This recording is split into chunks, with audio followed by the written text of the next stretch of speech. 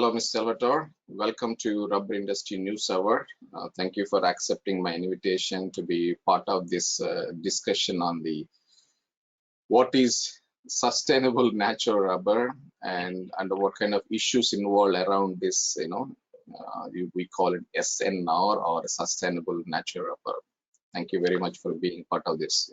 Thank you, Param, for the invitation and for having me here this morning. And yeah, I'm very glad to share with you some views or insight on sustainability.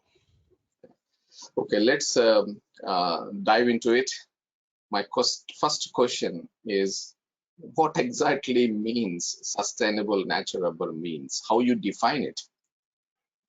Yeah, good question, because actually there is no definition of sustainable natural rubber, and frankly, I don't even like this approach. I think it's important to speak about the sustainability in the rubber economy, that it includes natural rubber and synthetic rubber, because we need to avoid the polarization of this kind of discussion. Too often we speak about producing countries and consuming countries. We speak about synthetic rubber versus natural rubber, while at the end of the day, we are part of one ecosystem, and we need to deal with both products, and all the stakeholders should be involved in this discussion. So without taking any specific view on one side on the other side. Also because sometimes also the discussion about who is a producing country and who is a consuming country is a bit a paradox, because we have producing countries that are also consuming countries. So, Yes. I think this is a bit a bit strange, but sometimes we have always this kind of discussion that tend a bit to divide opinions and views, and this is not actually beneficial for the rubber sector overall. Mm-hmm. But but in many countries are trying to promote, we have this sustainable natural rubber grades, and are there any standards, any countries developing it on the quality of the SNR? No, basically today there is no any specific definition of sustainable natural rubber. So I think the sustainability in natural rubber implies different things. Now, sustainability first implies a different way to use and to produce and to use our raw materials and natural resources, and as such, I think it's a way to change, the way we approach, this business. So it's basically a change in business model in a way that has different kind of approaches, right? But I think if we just stick on natural rubber, I think the main topic is how we make sure that natural rubber is produced and really consumed in a sustainable manner.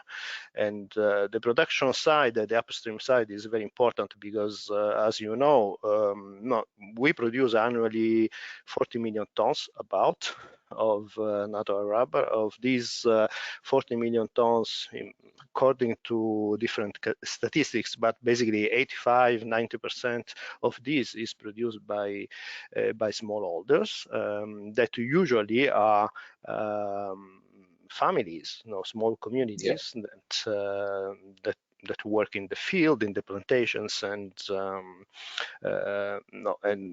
produce every day natural rubber. So I think this is a very important topic. Usually, the approach that we tend to use is to start to address some kind of environmental issues, because I think approaching and try to solve environmental issues is in a way easier than not to approach social or economic issues. But in my view, I think it's a bit the other way around. I think we can solve the environmental issues only if we solve the social and economic side of it. Otherwise, we can certainly manage to limit some kind of damages and risk, but we will never completely solve the main issues there. So I think that is really the most important part of it. Now the issue is how we do it. I think this is the question. It implies, as I said, different approaches. So. And IRSG itself has this program called Sustainable Natural Rubber Initiative. What's all about it? No, the Sustainable Natural Rubber Initiative has been the first initiative in terms of sustainability for the natural rubber economy that started, I think, in 2013-14. And it was, and still is, a voluntary industry approach.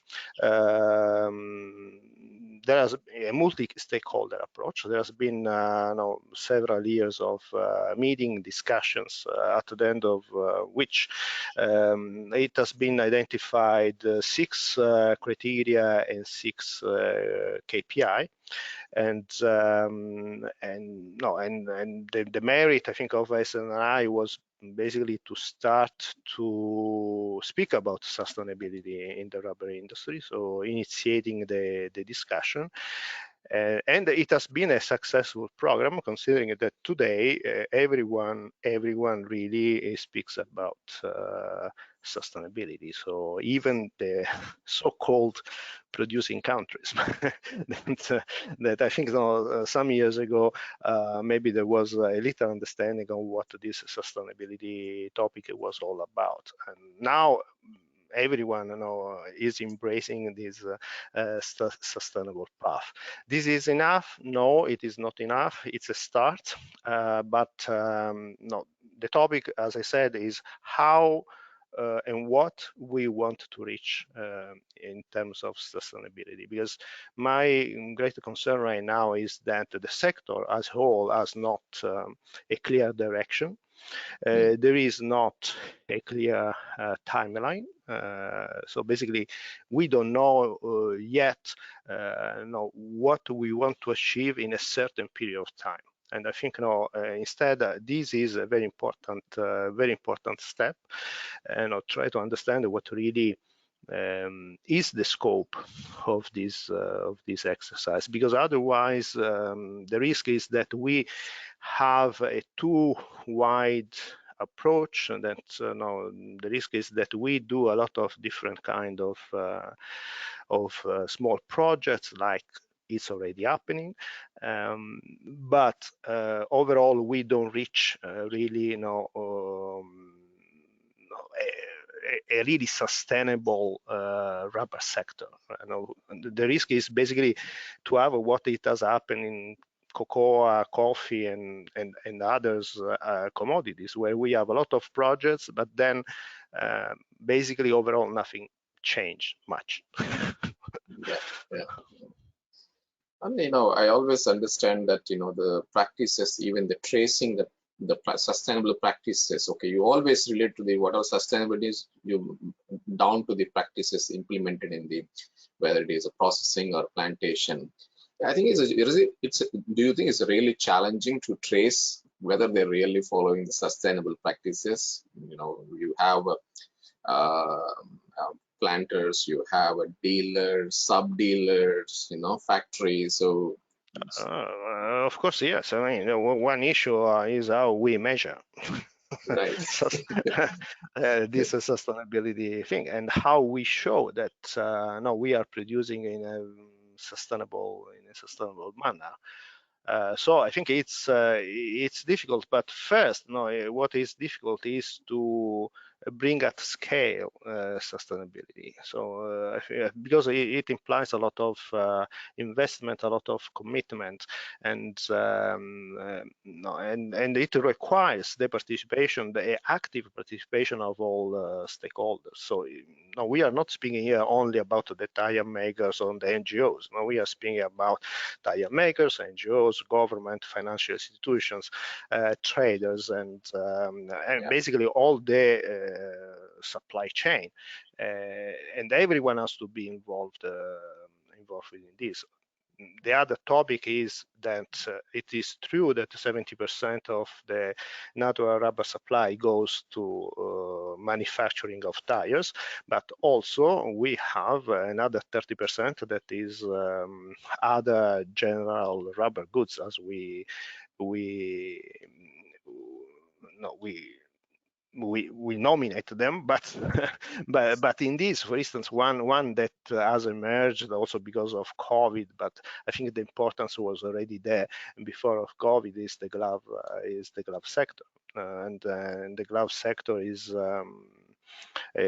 certainly right now not fully involved in this sustainability discussion. Of course, they have some issues related to ESG, and but I think now whatever is going to be discussed about sustainability has an impact in all the sectors, and all these sectors has to be involved in the discussion. So, and this is also the effort that as IRSG we are trying to do. You know,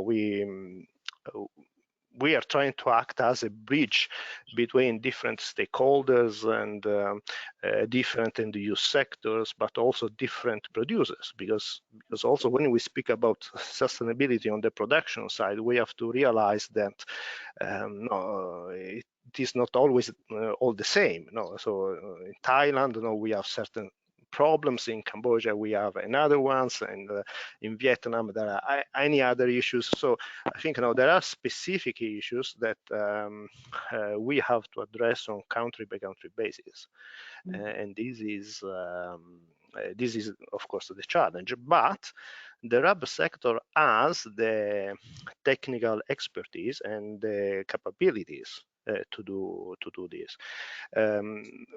What we have to do is to organize these resources in a different way. So today we need we are basically stick a bit on a traditional way of thinking and doing business. Now we have to have a more innovative approach, also innovative approach in terms of collaboration among different organizations, and this is strategic, because if you look, for instance, at the role of research and development in this industry, it's really important, and it's going to be more and more important in the future. Now this is natural rubber is a strategic raw material, and we have to deal with it in this way, with this kind of approach. So so research and development is to me is today the key for the future, because we have today, because right now it has been focused on improving crops, improving the resilience of the trees, and this is very important, because also if we look at what climate change might mean for this industry in terms of basically adapting natural rubber plantation to climate change risk is very important, but also on the mitigation side, natural rubber plantation might have an important role. So I think that part it has been very important and has to continue, but also we need to develop research and development in other areas, and certainly natural rubber is today over dependent on one sector basically and one market that is China. So we need to develop activities that identify new applications that promote the natural rubber excellent characteristics in other sector, and we need also to make sure that the use of natural rubber happens also in other important countries. That is something that is already happening. You know, there has been a lot of Chinese investment, for instance, in Thailand in relation to tires making, but no, we there really need a more strategic approach. There are countries where basically, you know, like Myanmar or Cambodia or Laos or others, that they don't have any internal demand, and they rely only on export. So I think there is a lot that we need to do, but we need a vision. No, we need really a strategic approach. What is the vision of this industry in the next 30 years? Because then, no, we always think in terms of no, we always have a long-term approach, because this is the nature of this business. Because from the moment that we plant rubber trees to the moment basically that we can get any product out of it, you know, we need at least 7 years, in some cases 5 years, in some cases 6 years. But basically, you know, we have this gap of time, and so our logic is always a bit on the long term. But what is missing right now is a vision for the sector. So what we want to do with it, and how we make sure that natural rubber continues to be a strategic material in the future. And you're talking correctly about the, you know, I think it makes sense about research needs, you know, diversifying into new applications, and also looking at the climate change impact on the IRSG is doing some collaborative project with NTU, Nanyang Technological University in Singapore. Can you talk about it? What is happening in that? What is the project all about? Basically, I think collaboration with universities, in my view, is really very important for different reasons. First, because I think universities are the place where new approaches might emerge. I think that on the other hand, universities need this collaboration with industry to understand better what the business is all about, and in which direction their own activities should be directed. So I think it's a very fruitful approach. So what we are doing with NTU right now is so we have 1 year collaboration. In this 1 year collaboration, what we are working on mainly is to basically update and fine-tuning our statistical model. So we have a statistical model that has been developed internally in IRSG to forecast the supply and demand in the short, medium, and long term. But this statistical model needs to be improved and needs to include some aspects that right now are not there, such as, for instance, the impact of climate change in natural rubber supply. So we are working with NTU on this project. And the goal is basically to also to produce a scientific paper on the work that we are doing. And most likely also we are going to have a workshop we are going to organize a workshop together to present the outcome of the work that we are doing. The collaboration has the potential to move also to other topics such as traceability, for instance, in the natural rubber supply chain. And also because IRSG is a partner of the of SAIL, that is agri-food platform that has been put in place by NTU and Enterprise Singapore. So we would like to use that platform to put natural rubber at the center of projects related to sustainability. Also because rubber is one of the main commodities that is traded in Singapore, and I think it's important for us. It's important for Singapore, and it's important for the industry as a whole.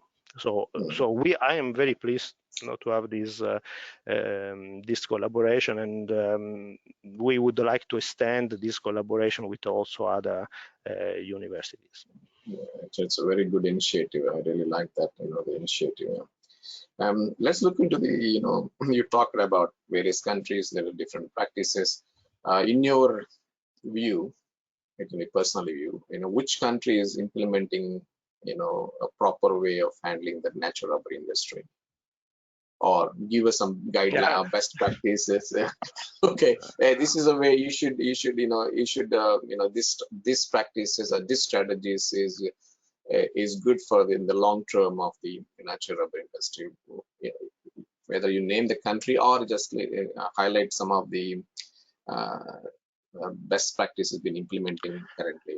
No, but I think now every country is trying to do something, right? So this is this is the point. So, but also it's clear that no, the production of natural rubber is also very concentrated. So, as you know, so Thailand, Indonesia, Vietnam, and now Cote d'Ivoire are the main producer of natural rubber in the world. I think they represent 70% maybe of the overall production. So clearly what's happening in those countries is very important. So for me, everyone is trying to do something. No, my concern is again that we might need more coordination of different kind of activities. We need more sharing of experience and knowledge,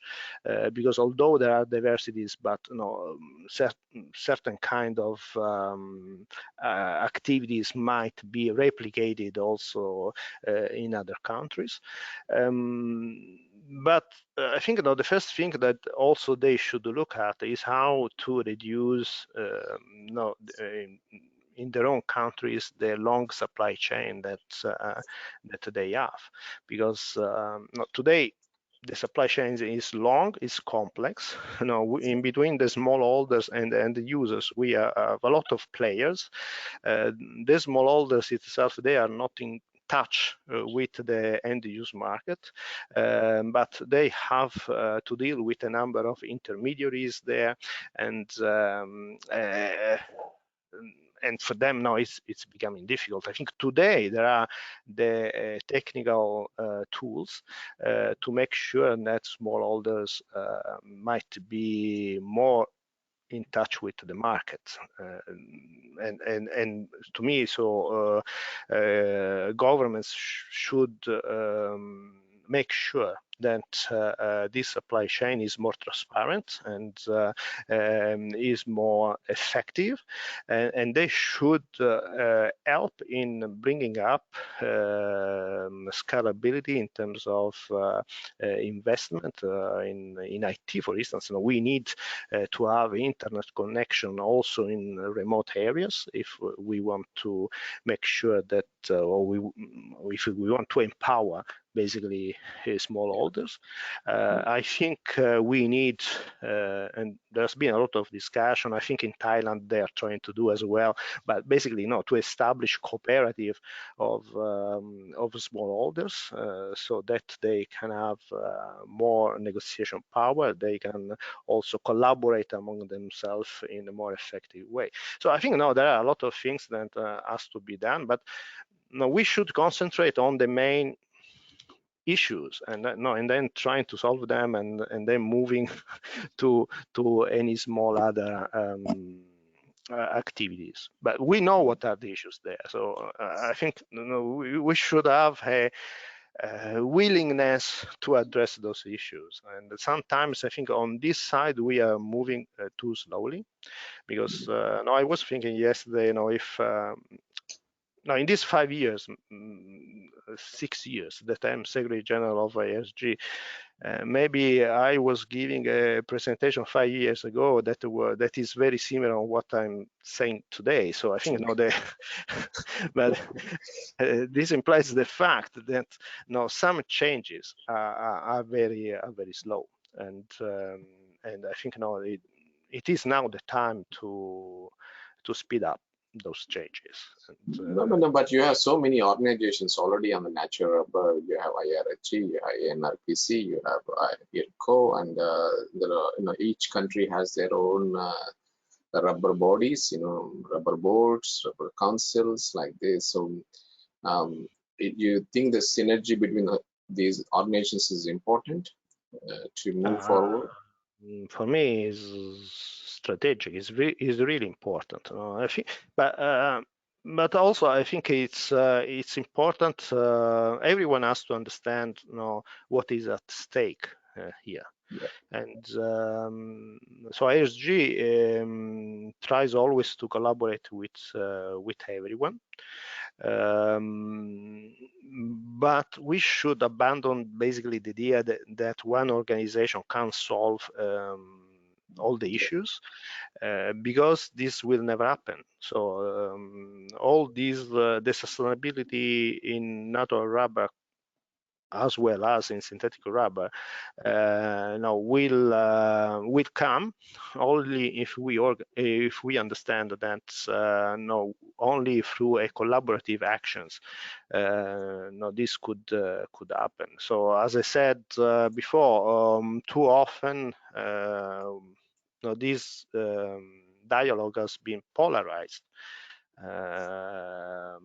And this does not help. So I think everyone has a role to play. Everyone has to give its own contribution, and it's possible. IRSG, we have dealt with climate change together with IRTB, C4, CIRAD, basically asking them to put together the information that we have or that they have about this topic, because it's clear that every one of these research and development organizations were doing some kind of research around that topic. But till 2020, when we started this collaboration with them, the sector was not aware exactly on the findings of this research. So our job there was basically to coordinate this work, putting together what we know about the topic, but also what we don't know about the topic, because it's clear that, for instance, we don't know how natural rubber trees react when a dramatic change in temperature happens. So, and this has an implication in terms of productivity.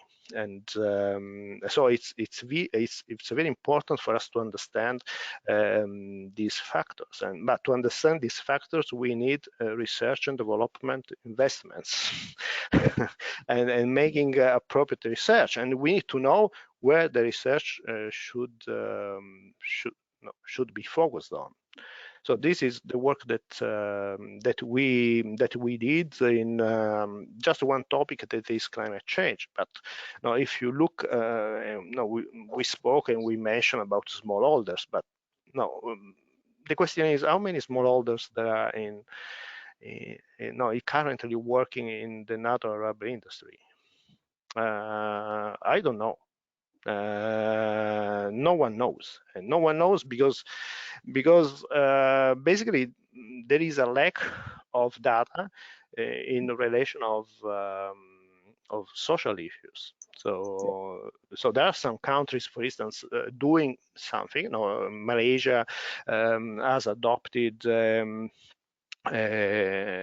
system where they basically know more precisely how many smallholders are in Malaysia. You know, they have a card. They know where these people are, who they are. But other countries are not doing this. And IRSG, we tried also to, and we are trying to put together this kind of information, asking also information to some governments in Southeast Asia, but they don't have this kind of information. And so when we speak about smallholders and action towards smallholders and the participation of women and youth, I mean, we need to understand the demographic structure of these smallholders. Who are they? How many women are working there? How many men? Eventually, how many children? If we speak about child labor, maybe something is happening somewhere, but no one knows exactly what is the how big is this problem at the end of the day. And this is because there is completely lack of this kind of data. So this is something that we should address. I think that the data related socio-economics is very, very important to strategize the you see, I think it's very difficult to identify solutions if you don't know the extension of your problems. I think first you have to understand with what kind of issues you are facing there. Yeah, but you talk about the data. You hit the point correctly. At the same time, whatever the data available, is it accurate or not? Whether it is what kind of data you are speaking about? Whether it is whole supply issue, supply and demand, or or the on farmers. So you just mentioned about how many farmers we don't know. Okay, some data is available, some data is not available. I think do you think that there is an issues about the accuracy of all the data available, in particularly the supply, the plantation side? Of course, yes, there are issues. There are issues because the way the production data, but also supply data, are basically collected or put in together by the source of those data. It's not uniform. They might. In Thailand they might collect in a way, in Malaysia they might collect in another way, and so on and so forth. But also, we have the same issue with consumption or usage data in the European Union. There is no one basically checking the accuracy of that kind of data. This is the work that IRSG does. But basically, the work that we do is trying to make sense of all this kind of information that we know. They are put together in very different way, and the work of the statisticians in IRSG is try to understand if those data makes real sense, and this is the work that we do, and I think it's the only organization actually that do this kind of check. And then we are doing this because our goal is to increase transparency in the rubber market through the publication of statistics. So our numbers might differ from other numbers sometimes, simply because what we do is trying to filter some information about also the information that we get from other sources. So we basically counter check the information that we receive. But it's clear that, of course, there is an issue overall in terms of accuracy, because the first check should be done at the source, but at the source, no, they don't check, because sometimes the reason why, or the scope for them to collect the statistics is not to publish a production number. Maybe the scope is different, but and they come up also with with the production number. And sometimes also, if we speak about governments might have different numbers in different ministries, just because the reason why they collect those numbers is different. So, and the methodology might be different. So I think this is the issue, and this has an impact on the level of accuracy, in a way. But I think this is when you deal about statistics in any kind of raw materials, of course this happens. Now, our job is to reduce this accuracy, improve the accuracy, and so reduce the risk of a big gap. Yeah. I think this is always an ongoing and challenging issue to keep the data accurate because of the methods they use at the sources. Okay, let's look into the forest certification. This is one thing that people, said forest certifications are important, and sustainable practices and things like that. So what is your opinion about forest certification? Are there really any useful, pragmatic certifications for the rubber plantations? But also there, I think we need to avoid an ideological approach on certification. I think certification might be useful, but is also an expensive exercise. So it's not for everyone. And as I said, when we speak about 90% of 40 million tons of natural rubber production made by smallholders, of course, for them the issue is they can use really certification. And maybe the answer is not, unless there is someone that is paying for it, and that could be the government, that could be part of the industry, but still we have to find it.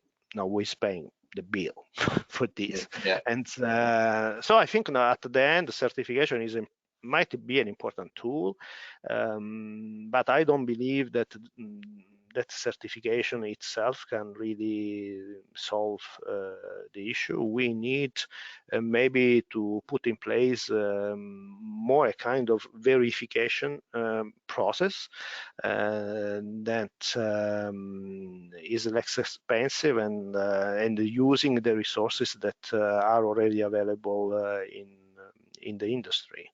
So I think that might be more the way forward, instead of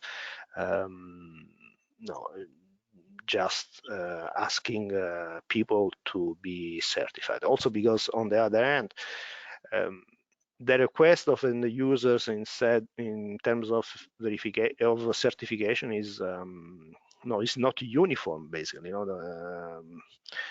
they can ask different kind of certification or different kind of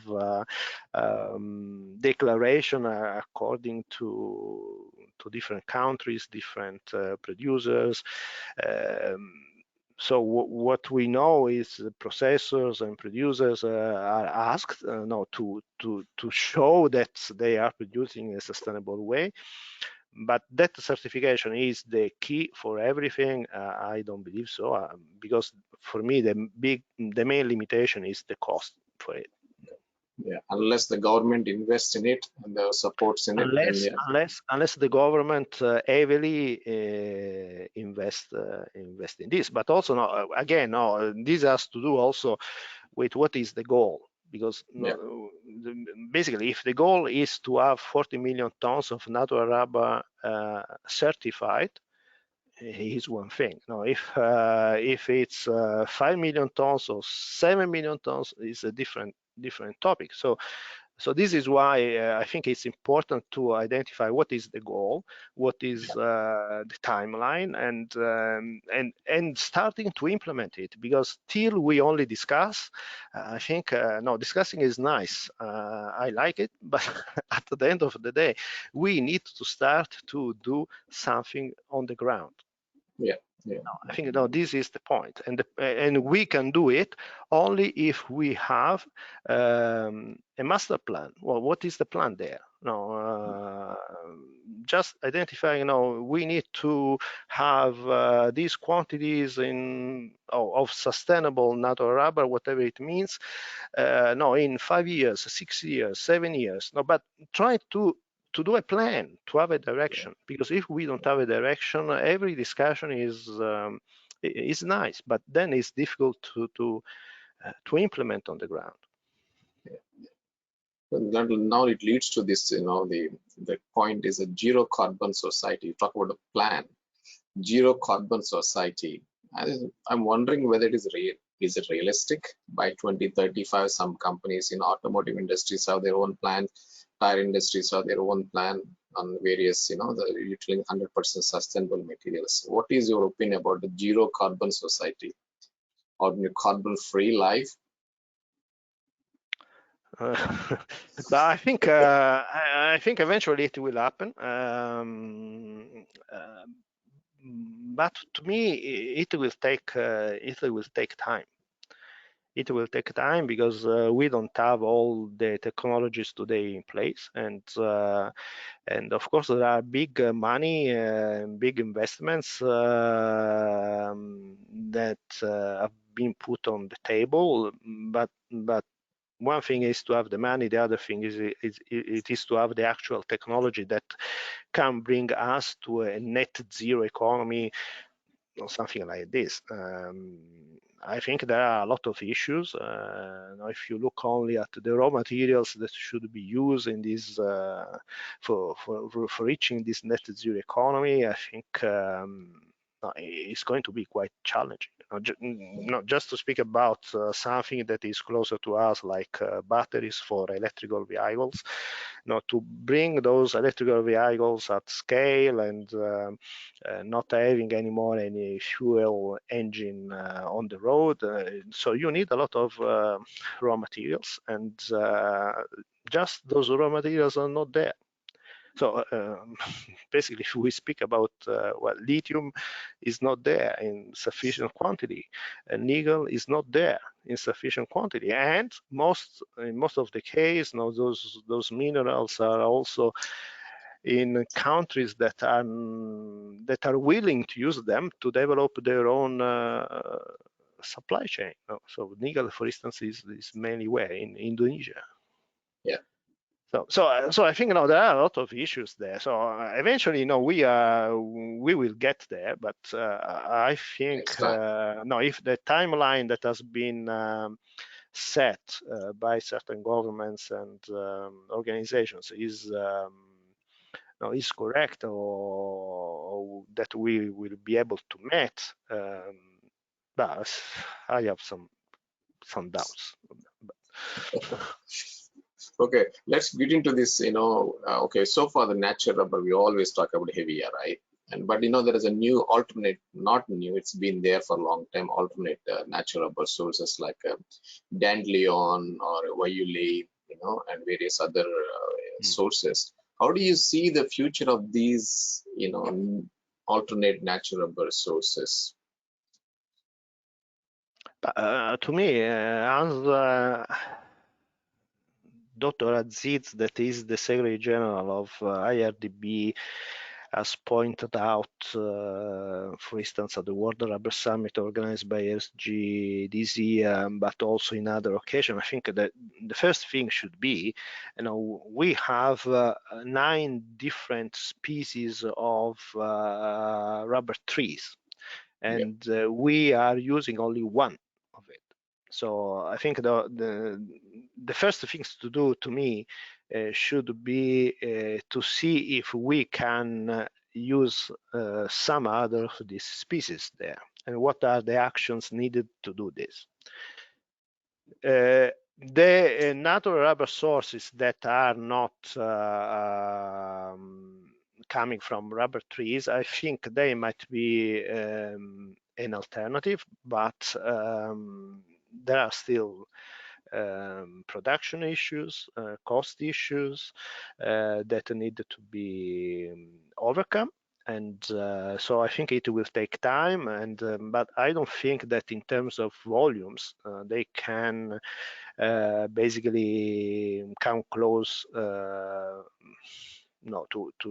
to the production of natural rubber coming from Hevea brasiliensis right now. They might be a product that could be used in certain kind of applications, so they will have a role in the market, of course, but it is also there a sustainability strategy in a way. No, it is part of this sustainability strategy. So I don't think it's something that could challenge the production coming from rubber trees, but could be a complement to that kind of to that kind of production for niche market, I think. But I think the strategy on sustainability is bigger than what we think, because also include circular economy, for instance. So it's something that we need to look at it more and more. So how to recycle end of life tires. There is a lot of going on that side. It's not only how we collect end of life tires, but it's also if we can make anything out of it at the end of the day. And we know it's not a simple, we don't have a simple answer on this, but I think there are organizations and that are looking at these issues. I was in Portugal last week at the AGM of the International Synthetic Rubber User Association. Yes, but they did a study with MacArthur Foundation on circular economy, on elastomers that could be included in this circular economy loop, and it looks like that they come out with a number of 24-25% of elastomers could be actually put in this circular system. So I think all these things are quite interesting, and we need to develop more and more to have more information on this. And I think this is all part of this sustainability journey at the end of the day. I think one issue is that what we're observing is the labor availability, or we call tapers. Okay, how do you see young people? I don't think they'd want to stay into the taper. Every taper's family, they don't want to get into the taper business anyway. Tapping the latex, so it's going to be challenging. How do you see the future in latex harvesting, or you can call it rubber tapping? Whether you're going to have automation there, or whether you're going to AI or any technology comes up, and how do you see that? Because big challenge, I think, yes, is it? It's one of the biggest challenges. I think the young people rightly don't want to stay in the not, Right. they don't want to tap, but simply because first the income of tappers really it's low. So right now, I don't think the sector can be competitive or attractive enough for the younger generation. Today, there are a lot of alternatives out there. So, if someone has a good opportunity or a better opportunity, of course, will prefer to pick that one. Also because tapping is required skills, required a lot of commitment, because now you have to go in the field in these tropical countries, and now it's sometimes it's very hot, sometimes it's really wet. So basically, no, you need really to have a lot of commitment for this kind of work. So and on the other hand, right now there are no automatic technology that could really replace the no these workers there. So I think on one hand we need to make sure that natural rubber tappers have an income that is good enough and attractive enough to make sure that the young people might join the industry. And this already is a big topic, because right now everyone is speaking about how to control the price, but how to control the price is a false problem to me, because over the years, no, it has been clear that there is anyone that could control the price, and but unfortunately, there is still a lot of narrative on this, and but this is actually move the problems from the real problems. The real problem is how to make sure what is the mechanism that we can put in place so that whatever is going to be the level of the price, the income for tappers is stable and is sufficient for them to live, and also to make investment required to have a sustainable production. Because this is the topic. Control the price is not really a topic. No, it's just it's just something that you cannot reach. There is now these things that everyone want to implement online trading system with the idea that they can find out what is the physical natural rubber price. But I think we have seen some of these already in other raw materials, and I didn't see any of these platforms to be really successful, and simply because to be successful and to really identify what is the physical natural rubber price or the physical any commodity price, I think you need a lot of trading on one platform, and significant trading. And I don't see anyone right now willing to trade big volumes in any of these platforms. They might be useful to trade part of it, but I don't think significant quantities will go through this kind of system. So I don't think that will be much useful in this regard. But again, the debate should be again how we increase the income of tappers. I think this is the main point to them. And then, of course, we need to understand what kind of tappers we want in the future, because also I think if we want to attract young people, we need to invest a lot in education. So maybe the profile of the tappers in the next 20 years is much different from the kind of tappers that we had today. Also because maybe there will be also some technological improvement meanwhile. And also if we speak about using data, artificial intelligence kind of thing, we need a different kind of farmers there. So also there we need a lot of investments in in education. So this is, I think, this is basically the way, but we need it because there is a change in generation now. Now the good tappers are now retiring, and now some of many countries. You are in Thailand, and Thailand relied a lot of immigrants, for instance.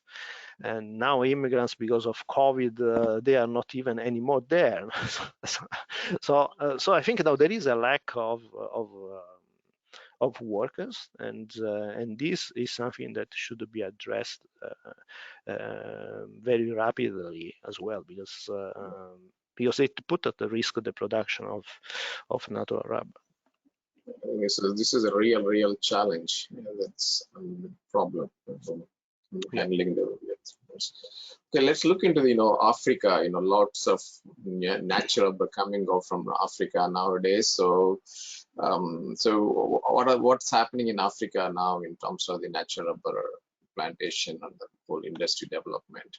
Are they utilizing the best practices already implemented in Southeast Asia, or they're doing their own way of dealing with the natural rubber? I think in Africa right now is very clear. We have one country that has increased a lot production of natural rubber, that is Cote d'Ivoire. They roughly produce 1 million tons right now. But yeah, I think there is a lot that still should be done clearly. So but the structure of the industry is slightly different from Southeast Asia. So the smallholders, they are not exactly the same smallholders that we have in Southeast Asia. They are more organized in cooperative. Anyway, so I think the structure is slightly different. The problem that they have is that right now they export or tend to export a lot of Kaplan. And of course they need to move to higher added value products. There is an increase in investments in terms of processing capacities there, but more should be done, and also they don't have an internal market, so basically they are forced to to export all their own production, and to export 1 million tons is not an easy task, and especially if now the immediate market for them might be Europe, but Europe, we know they are putting in place a lot of regulations right now, so it might be challenging right now to send a lot of material to Europe. So we know that they export in Southeast Asia for sure, and they also started recently to export maybe in Latin America. But as I said, exporting 1 million tons is a lot of material, and there are many issues, and it's not easy. So, but is the government doing any pro rubber industry policies in those African countries, particularly in the Cote d'Ivoire? But the government, I think, yeah, I think they have plan this increase in production, of course, and so that is pretty clear. But I think could be done more. Maybe there was not really a strategic plan behind it, and I think instead maybe they should have thought on what to do with these all these products at the end of the day, right? So they had to have a plan, as I said, for investment in processing capacities at least, just for not be linked too much to sell Kaplan. And but I think this part is a bit is a bit missing, but they might be able to think about it and see how to address this issue. And okay, let's move on to so far we talk about natural rubber. IRSG is also involved with synthetic rubber. What is happening with the synthetic rubber point of view in sustainability? Are you doing any activities in this regard? But I think there are a lot of things going on. There is a trend to try to produce let's say more sustainable synthetic rubber products using, for instance, bio-butadiene instead of other feeds. So changing basically or trying to change the feedstock that they are using. I think there are a lot of improvements that could be done at the level of processing plant, because some of these processing plants now have been engineered many years ago, and I think now some of them might need an upgrading. So I think there is something going on. Certainly they have a stronger research and development activity in a way compared to natural rubber in trying to identify new product solutions. And they are moving forward also in that direction. As I said, now we need to look at this sustainability issue together, natural rubber and synthetic rubber, because at the end of the day, if you have to produce a tire, you need both materials. Now there is no other way that you can have a tire. What it's changed is basically the composition of the mixture that you use. Now you can have more synthetic rubber or more natural rubber according to the performance of the tire itself. But this is what it is. So it's just we need both materials, and we need to develop research and development activities on both sides. So and this it is what will make the tire a sustainable product at the end of the day. And how about this Russia-Ukraine war? They continued going on this war. How do you see the impact on both natural rubber as well as synthetic rubber, and overall its sustainability of the rubber industry? Did you see some changes? Okay, people are prepared now. You got in Europe, you got energy crisis, and they're looking for alternative sources of energy. And of course, so how is your view on it?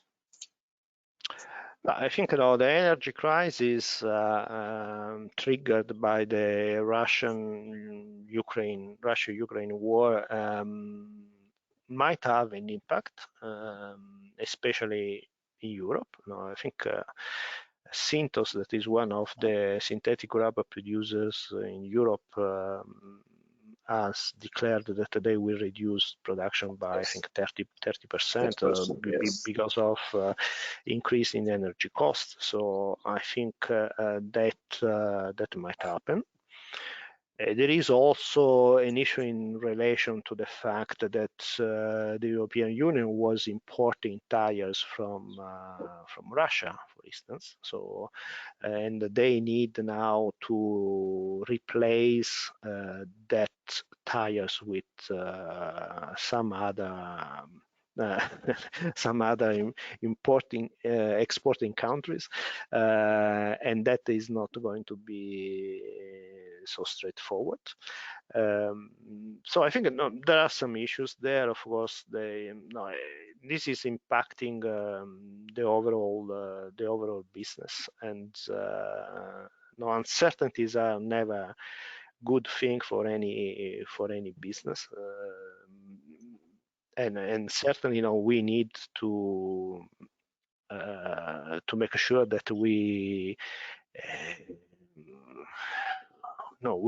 we bypass this period. We hope that the war will finish soon, and maybe we come back to a more normal business situation, because right now, between COVID and geopolitical tensions and economic issues, and I think the world is more uncertain, is more volatile, and this is not good for business anyway. So we need to be resistant, to be there, and and to do our business, and put especially our house in order, because if we put our house in order, I think it will be easier for us to address all these issues.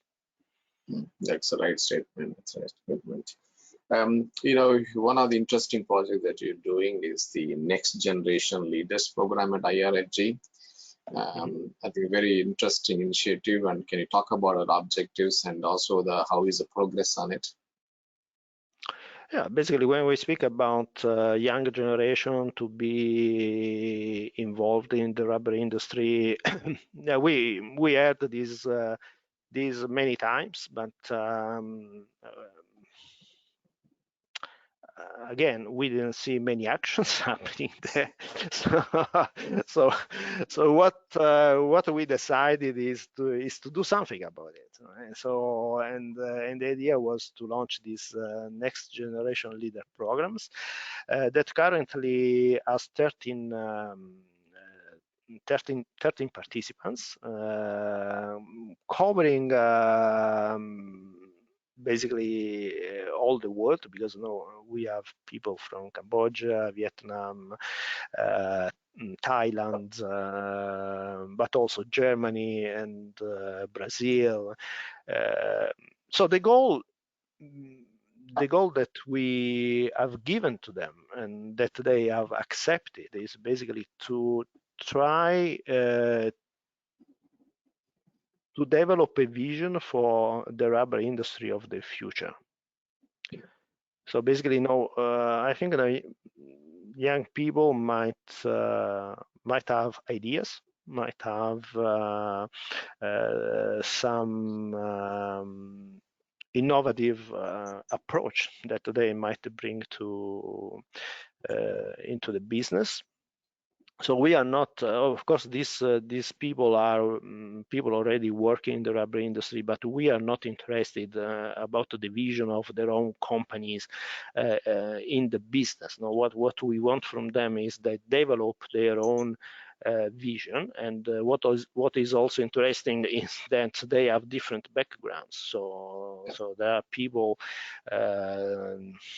that are engineers or more involved in innovation or more involved on the marketing side. So I think this different kind of expertise put together, I think might bring to identify new solutions. And right now the young generation in rubber were not really involved in the discussion. I attended a lot of conferences, and we always meet basically the same people, most of them with gray hair like me, and but not really very young people. So and we need, and I think now we need instead them involved. And the other important thing is that this project has three different levels. One is national, one is regional, and one is international. So we want to work at national, regional, and international level. So these people, they have also the goal to increase the number of participants over time in their own country or in their own region. And I think that is also very important because, as I said, now if we look at the business at national and regional level, the issues might be similar, but most of the time are different. So I think it's important to develop this this kind of discussion, not only at international level, but going more near the ground, basically. Yeah, so they started to work, and now they have identified three different topics that right now they want to address. One is sustainability, one is innovation, and the other one is diversity. And they have formed working groups, and they are starting to work on these different topics. And I think I hope that under the supervision of IRSG, but I want to say, they are completely, I mean, we try to help them, but they don't need to follow an IRSG way of thinking, right? I think they are completely independent, and this is something that is very important, and that myself as Secretary General of IRSG would like to safeguard, that they have to work in a very independent way. Now, the Secretariat of IRSG supports logistically and in any other way, and also putting them in touch with experts in these different kind of fields. But as I said, their own goal is to develop their own vision. What is the vision? What kind of innovative approach we can apply in the industry? And I think this is very important. And also the other things in which they will be involved is to speak with the young people that are not involved in the rubber industry, that they might know anything about the rubber industry, and to see if to generate an interest in them, and also explain to them that the rubber industry is a possibility also to work and be employed and developing your own careers. I remember that when I arrived in Singapore, we spoke with some students at university level, and despite Singapore is the trading hub of rubber and of natural rubber, and is now a producer of synthetic rubber, by the way. But at the university level, and certainly also if we go to polytechnic level, that is slightly lower level than the university, I think there is no much knowledge about the rubber industry. Now, some of them, they do not even know that there is a rubber industry. So, and I think it's our responsibility. I mean, it's not their responsibility. It's responsibility of people working, of the organization and people working in the rubber industry, to make sure that actually they know what that there is a rubber industry, that there are also multinationals working in the rubber industry or involved in the rubber industry, and that could be an employment opportunity. Yeah, I mean, IRSG should, playing an important role as a platform bridging this. And even you're talking about universities may not know, but you can do the collaborate activities to introduce and encourage research or giving educational programs for the benefit of the rubber industry. So Yeah, I think also these kind of programs they should be a collaborative activity among government or government agencies and universities and companies. No, I think this only could be done if there is a collaboration among different stakeholders, and this is very important. And now we are in Singapore. We are based in Singapore, and I always thought that developing this kind of things in this kind of collaboration in Singapore is very important. Is very important for us also, to bring something back to Singapore and Singaporean in a way, no? I mean, we are very pleased to be here and having Singapore as our host country, and I think we should really develop something for people here. Okay, IRSG hosts the. But also another thing, speaking about Singapore, if I may, it's basically also very recently, we are strengthening collaboration with also the Rubber Trade Association of Singapore because we think also there is very important that that IRSG could support rubber traders in Singapore, and so we are strengthening collaboration. We have already organized one event at the Enterprise Singapore headquarters with RTAS, and this is also another part of this collaboration with Singapore and Singaporean authorities, Singaporean organizations, that I think it's very important, and we are very keen to develop this further. So I think also this is a very important project for us.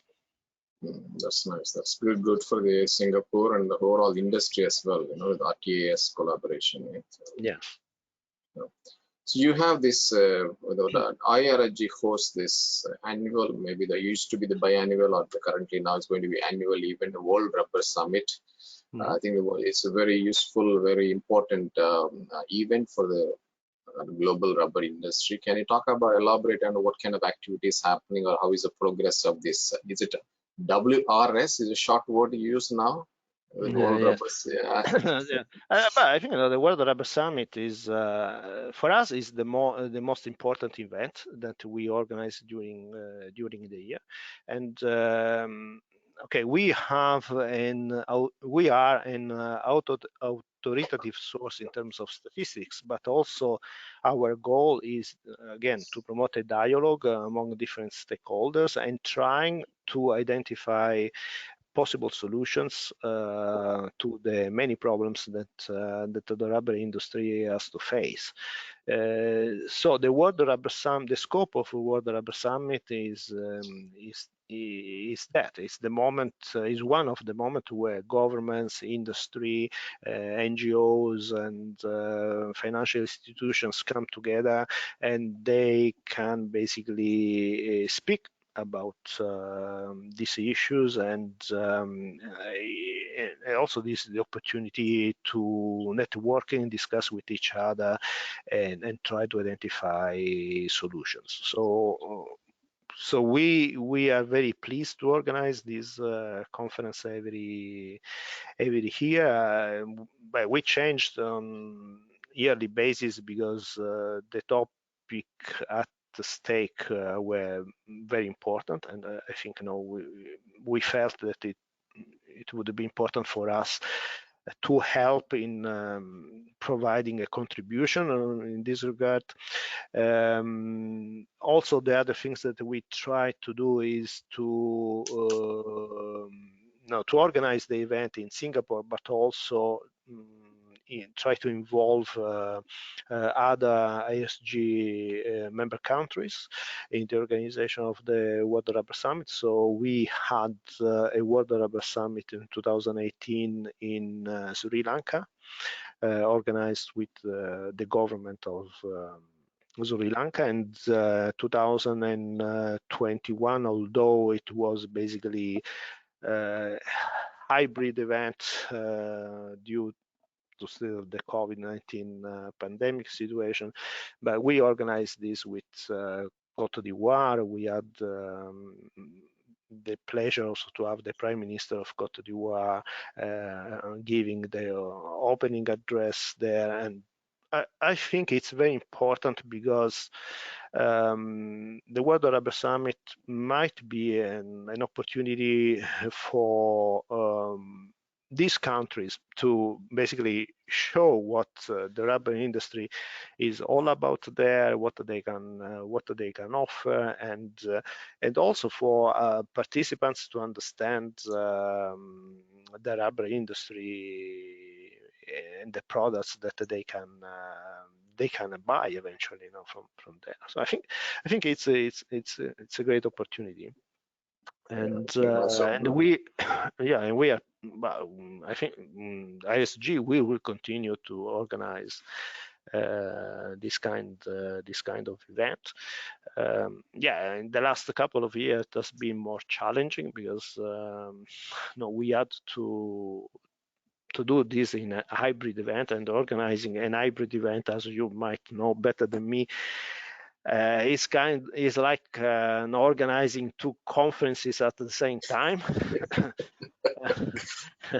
so it's very, very, very challenging, but but I think overall it has been quite successful, and also we used the outcome of the World Rubber Summit to drive a bit also our work program and our agenda.